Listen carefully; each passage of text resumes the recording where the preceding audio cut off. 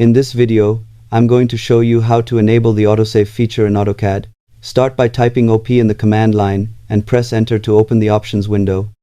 Next, go to the Open and Save tab and locate the File Safety Precautions section.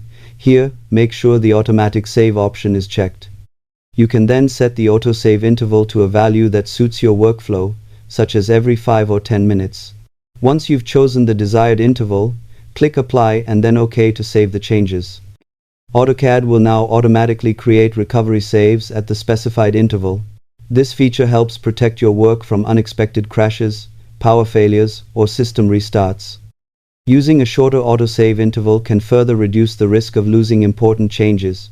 It's a simple setting that can save hours of work over the course of a project.